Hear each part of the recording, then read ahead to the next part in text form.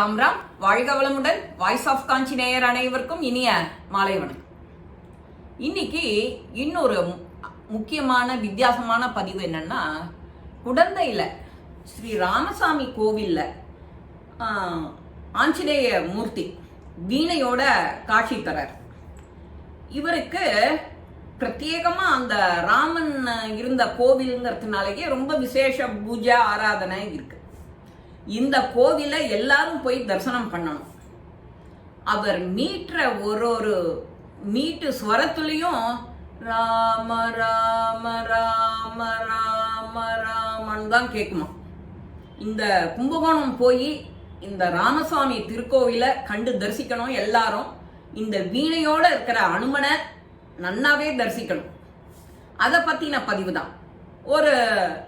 ஒரு தரம் என்ன ஆச்சு, நாரதருக்கும் தும்புரும் நம்ம பூலோகத்திலையும் நிறைய பேர் வீணை கலைஞர்கள்லாம் இருக்கா. வீணை நாதம் அவ்வளவு நன்னா இருக்கும். சவுண்டு அது ஒரு வீணைக்கு ஏத்த சவுண்டு இருக்கும்.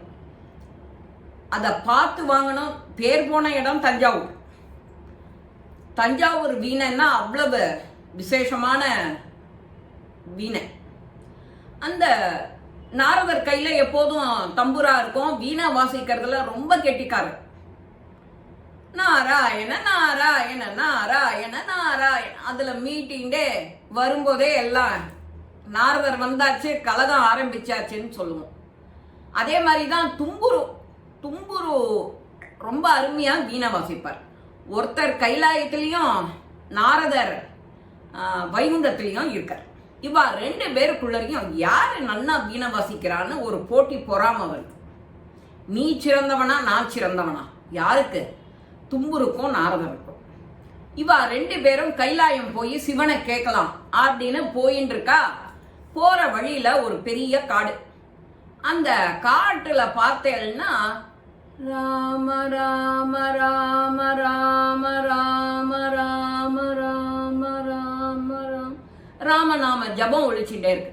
இவா ரெண்டு பேருக்குள்ளரையும் ஒரு ஆசை. இங்க உள்ளர போய் காட்டுக்குள்ளர போய் பாக்குறா. அங்க பார்த்தா அனுமன் வந்து ஒரு மரத்து மேல உட்காண்டு இடவிடாம சொல்லிட்டே இருக்க ராம ராம ராம ராம ராம ராம ராம. அந்த ராமநாமாவை சொல்லிட்டே இருக்கும்போது இவா ரெண்டு பேரும் போய் வணங்குறா அனுமனை. அனுமனோ ரொம்ப சிரிச்சுட்டே ஆசீர்வாதம் பண்றார். பண்ணும்போது உங்க கையில என்ன இருக்கு அப்படின்னு சொல்லி அந்த வீணைய எடுத்து இவர் வாசிக்க ஆரம்பிச்சுடுறாரு அனுமர். இவா ரெண்டு பேரும் அப்படியே சப்த நாடியும் ஒடுக்கி பெற்றது. இவா ரெண்டு பேருக்கும், தும்புருக்கும் நாரதருக்கும். இவர் அனுமன் வாசிப்பை இவா கேட்டு அப்படியே உருகி போயிடுறா. அனுமனோட வீணை வாசிக்கிறதுல பாறை உருகிறது. அசைஞ்சுட்டே இருக்கிற மரம் அசையாம நிக்கிறது. பறவைகள்லாம் ஓடிண்டே இருக்கு, அதுவும் அப்படியே நிக்கிறது. காத்து கூட அசையல, அதுவும் அப்படியே நிக்கிறது. எல்லாம் அது அதிசயமா அதுல உருகி போயிடுத்து அனுமனோட வாசிப்புல. அனுமனோட ஒரு வாசிப்பிலையும் ஒரு ஸ்வரத்திலையும் ராம ராம ராம ராம தான் கேட்குமா. நீ என்ன பாட்டு எந்த ராகத்துல எந்த ஸ்வரத்தை நீ ஆரம்பிச்சாலும், சப்தஸ்வரம் 7 ஸ்வரம் தானே, எந்த ஸ்வரத்தை பாடினாலும் அசைச்சாலும் இந்த வீணையில ராமநாமா தான் கேட்கறது. இவர் வாசிக்கிறத பார்த்துட்டு இவ ரெண்டு பேருக்கும் வெக்கமான வெக்கம்.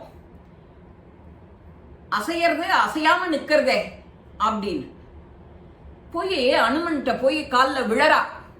எங்க ரெண்டு பேருக்குள்ளரையும் போட்டி இருந்தது, பொறாம இருந்தது. யாரோட வாசிப்பு நன்னா இருக்குன்னு எங்க ரெண்டு பேருக்குள்ளரையும். அதுக்காக தான் கைலாயத்துக்கு போயிட்டு இருந்தோம் சிவனை பார்க்கறதுக்கு அப்படின்னு இவா ரெண்டு பேரும் சொல்றா. தெரியும் தெரியும், நீங்க இதுக்காக போய் சிவனை நீங்க தொந்தரவு பண்ணணுமாங்கிறதுக்காக தான் நான் உங்ககிட்ட வாங்கினேன், வீணைய வாங்கி வாசிச்சேன் அப்படின்னு சொல்லி அவர் வாசிச்ச வீணைய இந்த பாறை மேல வைக்கிறார். இவர் வாசிக்க வாசிக்க பாறை உருகி தொல்லையோ. அப்போ இவர் வீணைய வச்ச உடனே எல்லாம் இறுகமா போய் வீணை அதுல போய் ஒட்டி நொடுத்தோம். உனக்கு அந்த வீணை வேணும்னா திரும்ப வாசிங்கோ, உங்கள யாருக்கு அந்த திறமை இருக்கோ அது திரும்ப மெல்ட் ஆகி நீங்க அந்த வீணையை எடுத்துக்கலாம் அப்படிங்கிற. இவா 2 பேரும் தும்புருவும் நாரதரும் வெக்கமா பட்டு அனுமன் கிட்ட சொல்றா, இல்ல இல்ல இல்ல பிரபோ, இல்ல பிரபோ, க்ஷமிக்கணும், ராம் ராம் ராம் ராம்னு சொல்லிட்டு நாங்க எங்களுக்கெல்லாம் அந்த திறமை சுத்தமா கிடையாது. உங்களுடைய வாசிப்புக்கு தான் அசையும் பொருள் அசையாம அசையாத பொருள் அசையிறது, அது நாங்க இப்போ கண்கூடா பார்த்தோம், இதுதான் உண்மை அப்படின்னு சொல்லி அனுமனோட காலில் விழறா. சரின்னு அனுமன் மனசு இலகி இறங்கி இவா 2 பேருக்கும் ஆசீர்வாதம் கொடுத்து அந்த தும்புரு வீணையை எடுத்து இவர் வாசிக்க அந்த பாறை இலகி அது வெளியில எடுக்க முடிஞ்சணும். இன்னொரு வீணை இவர்கிட்ட இருந்தது இல்லையா, இவா 2 பேர்கிட்ட இருந்ததுல ஒரு வீணை தான் முன்னாடி கொடுத்தா. அந்த இன்னொரு வீணையில வாசிச்ச உடனே இது அந்த பாறை திரும்ப அப்படியே இலகி இந்த வீணையை கையில எடுத்தாலாம். அதனால அந்த எடுத்துட்ட வீணையை ஆளுக்கு ஒன்று கொடுத்து அனுமன் தொட்டு கொடுத்ததுனால 2 பேருக்கும் அப்படி திரும்ப புலமை வாசிக்கிற அந்த அறிவு ஞானம் நிறைய செழிப்படைஞ்சுட்டோம். அதான் சரஸ்வதி கடாட்சம் இருக்கு, அறிவு இருந்தா நாக்குல தேன் அபிஷேகம் பண்ணியிருக்கா போல இருக்கா, அதனாலதான் எங்களுக்கு சரஸ்வதி கடாட்சம் அப்படின்னு நாம சொல்லுவோம். அண்ணா படிக்கிறது இந்த குழந்தை அப்படின்னு. தேனாலையும் பானாலையும் அபிஷேகம் பண்ணியிருக்கா, நன்னா குரல் இருக்கு அப்படின்னா தேனால அபிஷேகம் பண்ணியிருப்பா சுவாமிய, அதனாலதான் தேனாட்டம் குரல் இனிக்கிறது அப்படின்னு சொல்லுவா. நம்ம பெரியோர்கள் நம்ம ஆத்துல சொல்றத கேட்டிருப்போம். அனுமன் சொல்றார், வித்யா கர்வம் கூடாது யாருக்கும், நான் தான் வசதி என்கிட்ட, எனக்கு தான் எல்லாம் தெரியும் அப்படின்னு கர்வப்படக்கூடாது. அதுல அடக்கம் இருந்ததுன்னா எல்லாமே உனக்கு வந்துடும். அடக்கம், நீ எந்த காரியம் பண்ணு, எந்த வேலை பண்ணு, எல்லாமே அடக்கமா. எனக்கு ஒண்ணுமே தெரியாது, நீங்க சொல்லுங்க நான் செய்யறேன், எப்போதுமே எல்லாம் தெரியும் எல்லாம் தெரியும், சொல்லவே சொல்லாதீங்க, எனக்கு ஒண்ணுமே தெரியாது, நீங்க எப்படி சொல்றீங்களோ அப்படி நான் செய்யறேன் அப்படின்னு இந்த பணிவோட நீங்க சொன்னேன்னா பணிவு உங்களை ரொம்ப ரொம்ப ரொம்ப வசதியான இடத்துக்கு அழைச்சிட்டு போகும். இதை பத்தின பதிவு உங்க எல்லாருக்குமே பிடிச்சிருக்கும். வழக்கம் போல இன்னைக்கு குருவாரத்துல வியாழக்கிழமையில ஆஞ்சநேயர் மூர்த்தியோட ஒரு வித்தியாசமான பதிவு கதை உங்களுக்கு சில பேருக்கு தெரிஞ்சிருக்கலாம், சில பேருக்கு தெரிஞ்சிருக்காது. இந்த பதிவை நீங்க எல்லாரும் என்ஜாய் பண்ணணுங்கிறதுக்காக உங்ககிட்ட ஷேர் பண்ணிட்டேன். இந்த பதிவு உங்க எல்லாருக்கும் பிடிச்சிருக்கும். லைக் பண்ணுங்க, ஷேர் பண்ணுங்க, பெல் பட்டனை கிளிக் பண்ணுங்க, சப்ஸ்கிரைப் பண்ணுங்க, கமெண்ட்ஸ் பாக்ஸ்ல கமெண்ட்ஸ் போடுங்க. ஸ்ரீ மகாபெரிவா திருவடிகளே சரணம். நல்லதே நடக்கும்.